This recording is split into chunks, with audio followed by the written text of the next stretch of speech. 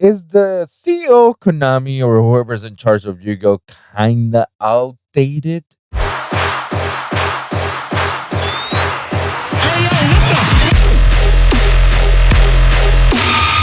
Hey, what's going on, everyone? Wolfson here, back here again, and today it's another TCG review where, guess what? We're talking about Konami and Yu-Gi-Oh! Yay! I swear, people are gonna swear that I'm a Yu-Gi-Oh! Hater, but I promise you guys, I am not a Yu-Gi-Oh! Hater. I don't hate the game. I just hate the game state of where it is right now. As a fan of Yu-Gi-Oh! And TCG, I love to play the complexity of this game. I love the fast pace and sometimes slower pace depending on the format. And I'm just a passionate Yu-Gi-Oh! Player. I'm passionate with Yu-Gi-Oh! Pokemon and other TCGs and like One Piece as well, Union Arena. And I'm just a fan. I'm a fan, and I will continue to love to play this game until I'm literally sick and tired of it. But until then, I'm gonna continue to play the game, and I'm gonna continue to voice my opinions of it, as I believe that the current game state is sucks. Yeah, sometimes people do not want to hear people say, "Oh no, we're in the most healthiest moment of our lives." I'm like, congratulations, you played yourself. No. Being healthy means that we're not playing the same decks over and over. That there's a little bit of diversity. Now, granted, there has been a little diversity, but there hasn't been any changes. There hasn't even been a ban list updated yet. That after this video has been recorded, there hasn't been no ban list whatsoever. So usually ban list happens days before a new core set releases, because it's the only way to forces everybody to stop playing the current decks, the current cards that they're playing, and force themselves to adapt to the new format with the new cards that are coming to the core set. Whether the core set is good or bad, it doesn't matter. That's the whole game mechanics of the ban list. Anybody can argue me and say, no, that's not true. The ban list is to balance out the format itself with some of the degenerate decks and cards and whatnot. It's like, buddy, let me tell you something. Yu-Gi-Oh! Has been on a very, very not so balanced game state formats for years. That's why we had so many cards banned. Like, I'm pretty sure we're like the only TCG out of all other TCGs that have so many cards banned or limited, because we're considered too oppressed, or damn, it's too much for us to handle it in the current format. No, partially it is to balance the game, the format, and phase out some decks and cards, so that way it can be fair. But as time goes by, in the most recent years, as we learn from, Konami doesn't do it because of that. They do it because of profits. It's always been that same pattern over and over. And obviously, if the deck is very powerful, Konami is going to release some stables or some support based on that deck itself, or that new archetype that everybody's playing and is splashing. Look at it with Fiendsmith, for example. Fiendsmith it's a nice little engine. It doesn't do much. It just does like a little negates and summoning negates. But then when they added a few more waves of support from Fiendsmith, like for example the Lacrima, the girl that searches and special summons and stuff like that, like that's actually a nice touch for Fiendsmith. But not to mention, if you want to take a step further, I'll take you a step further. Snake Eyes was considered not a great deck when it got released. It was just like whatever, until they announced the support of a new Snake Eyes, which we all know as Poplar, the one that's being searched, and then if it's being added to the hand, it gets special summoned to the field. Crazy, huh? And then every other archetype does the same thing as well. Crazy deck, right? So yeah, most of the time they need to support and do ban lists to force people to face out whatever decks that they're playing, because it's kind of tired. Because if you continue to play the same deck over and over on the next couple of formats, obviously Konami's not making any money, because you're using the same decks over and over. Probably a few staples here and there, like the Dominus cards, but Konami doesn't want that. Konami wants you to buy the boxes, the cases, invest on it. That's what Konami does. I mean, that's why Konami has a bad reputation, known to be as Konami, because that's all they care. And so the reason of my recent outbursts is, like, even to this day, we still don't have a ban list, and it kind of phased out the format itself a little bit, because now it's no longer Mitsurugi or Raizo or Malice. Now we're adding the Canines, the Dragotails, and the Jummies, and now we're having a little bit more a combination of all this stuff. But most dominant is from that deck building set is Jummy, Canine, and Dragotail. No matter what engine you're adding, it's still a deck that is being reckoned with.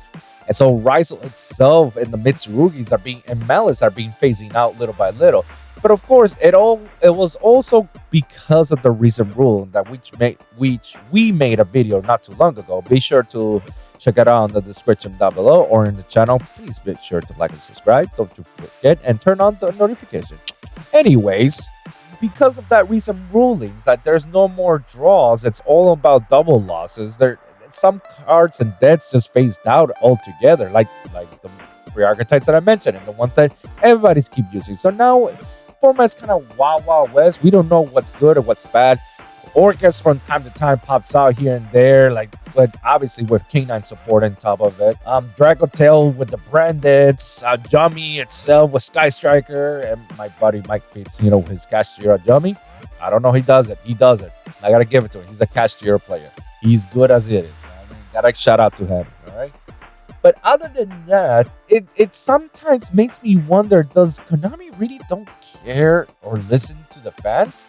People say they do, and I have to disagree with them most of the time, because when it feels like Konami is taking one step forward, all of a sudden they do a move and then it's 10 steps backward. It's like, okay, what was the whole point of the first step? Like, for a case in point, the whole ruling changes. 50 minutes, only top 8 is matters, and there's no draws, it's all double losses. That's literally 10-20 steps backwards. That's not even forward. Like, that's not even a fair game state itself. Nobody has a chance to make it to the top. And obviously the pricing itself is just a couple of max, a deck boxes that says qualifiers or regionals and one championship, whatever, and play mats of it, a card that's like one of a kind, a trophy, and possibly the new Nintendo Switch 2 or something like that. Now they're having the Steam Deck, that's as a matter of fact. So it's like, what's the whole point of all of this, Like, why are you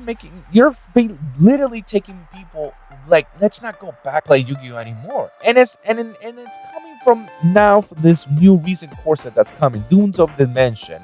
Kinda tells me more or less how outdated the mindset of the executives or the people who are in charge of the Yu-Gi-Oh franchise are, because all of this set itself is new, if you get what I mean. Like, all of this is just, it's supports for all card set, because I think that's exactly what Yu-Gi-Oh and the executives are trying to sell to the consumers.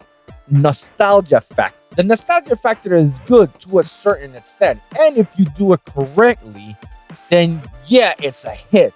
But it's not the end all be all or the answer to all answers for you could continue to do supports for all older cards and all the sets, like the DDDs, for example, in this core set of Doom Dimensions.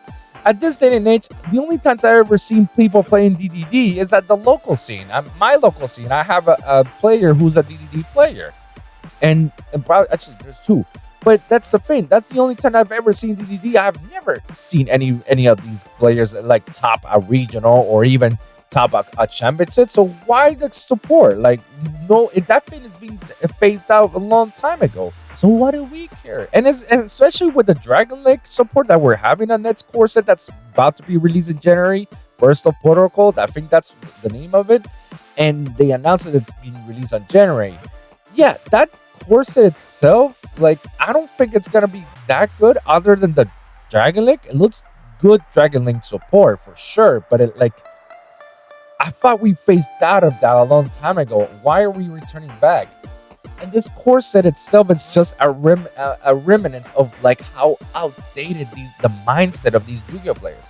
When I started seeing this, the introduction of because this is something new that they do, the set introduction for Dooms of Dimension, I'm looking over to it, and it's just like, it's, again, fair criticisms that me and Mike Phoenix have been talking about in my podcast in this channel. You guys can check it out. But to sum it up, my criticism of it, like, I like how Konami attempts like they're doing their best to try to catch the, the attention of the consumers. Like, oh, now we're doing streaming and whatnot. That's pretty cool. But the guy who's selling the streaming itself, I forgot his name. The guy that you always see on all the chats and whatnot. To me, he's just dull. I don't know about you guys, but he's the bald guy is just dull overall. Like, he sucks. You serious? To me.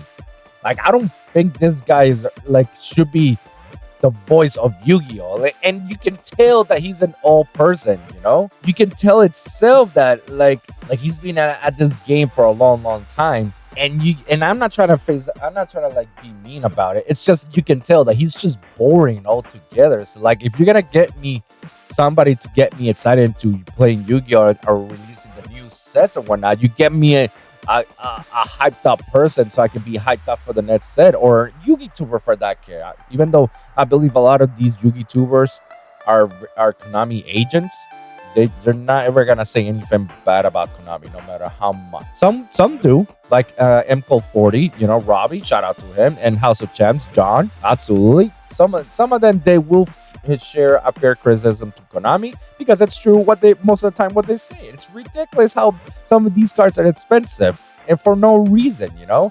And if this video itself tells me anything, it's that there's certain new archetypes like the mystical Space Typhoon archetype and the Doomsday archetypes. They look pretty good. I don't think they're gonna be meta contenders, but that remains to be seen until they come out. But I see like all their archetypes, they're all high rarities, all secrets, and all ultras. So you're not gonna get like a fair share deal of getting these cards in the casual level for a quick $50. No, you're gonna have to spend money because some of these cards you need playset, and because it's a secret rare, absolutely you're gonna be spending a lot of money of it for no reason. Especially cards like these cards are, I don't think they're gonna be that good in the meta scene. No matter, again, once again, I'm gonna repeat myself. It remains to be seen how it's gonna be in the meta. But some of these cards just that makes no sense. They already revealed like 10 of the secrets, I believe. We all know Dominus, the third Dominus card was gonna be a secret. That's for sure. It's a stable card. But the others, like the Doom Z's, are like you got three or four cards that are already secret rares, and most of these cards are like free ups. That's ridiculous. You're just gonna be spending a lot of money for no reason, only for you to play it. And all that is bad for vendors itself because the value of this will drop. It will sink altogether. It's not gonna be a good set itself. This set is not gonna sell at all. I guarantee you, after a few weeks after the set is released, the boxes is gonna be sold like around $50 or $40 instead of, you know, the $80 and $90 that vendors are trying to sell it. And vendors are gonna lose a lot of money. A lot of people are gonna lose a lot of money if they invest on this set. And I feel bad because once again, there's nothing in here that's like, oh yeah, we need to sink money because there's a lot of chase cards there. There's probably one or two chase cards. And anybody who's into the Jummy, K9, and Dragon Tail, so that deck that they're currently playing, which that's what we're having, they're gonna have their supports, their one-offs, you know, or their free playoffs, and we don't even know what the rarity of it. Guaranteed, they're gonna be ultra rares at best, if anything, secrets. And I'll be shocked if there are supers or commons. I'll be shocked, especially the K9 support. They finally have their normal summon searcher. Basically, they got their Stratos. Basically, I doubt it's gonna be a common. I doubt it. If it is, well, we get the button. And yeah, Konami, they'll be like, wow, Konami, you really don't know how to do things. Yeah, guys, like it's stuff like that makes me wonder, like, are these people at sets are like completely outdated? Do they not really listen to the fans? Do they not really know what's happening in the current game state? Like, it's ridiculous. Like, it's so ridiculous that a lot of players, a lot of Yu-Gi-Oh fans, they complain about it. They tag the social medias, including the Twitter space, and they complain about it in the comment section in the YouTube thread. In fact, they complain about it so much that they had to turn off the live chat whenever they do these releases. And they have to turn off the comment section as well. Oh no, that's not true. They didn't turn it off. It's because it's a children's card game. Well, tell you what, Before they switched it to have this view for children's card game, they had it for regular adults, for anybody to watch it, until the comments were too much and were too negative that they decided to switch it into the video into only kids, and this is for kids meant to, you know. And even then, they had their live chat room alive, and people can comment in, and it was just too much negativity happening in the live chat that they have to disable that too. So yeah, it's because they don't want to hear it. Even though how many times we've telling them hear us, they still don't want to hear us. What do you want me to say? Like, it's them. They're the ones who don't want to change at all. And we're as fans of people who are into the game, we're trying our best to make Yu-Gi-Oh better again. You know, because that's what we want. We want to continue to play this all the way until our kids start to play. We don't want to stop altogether and wait until a new era rises, and then we'll come back, and then you lose money. But then again, that's my thoughts. That's what I think, you know. Will it ever change? I hardly doubt it. Again, we're talking about the same company who fired Hideo Kojima, because he was having too much control, and his gains were just awesome. But that's another video. So yeah, guys, like, let me know in the comments down below what you guys think about the current game state, and do you guys agree that these Execs are completely outdated and they're just keeping that nostalgia train all over? Because they're not technically reinventing the wheel. They're just like, the wheel is invented, let's just add more parts to it. That's essentially what they're doing. So let me know in the comments down below what you guys think. You think I'm right? You think I'm wrong? Just let me know in the comments, and don't forget to like and subscribe for your weekly videos, you know. And yeah, guys, I hope you guys enjoyed, and if you like specific topics you want me to talk about, please let me know in the comments down below, and I'll do my best to talk about in the next episode. So thank you guys for tuning in, and we'll see you guys in the next one. All right, peace.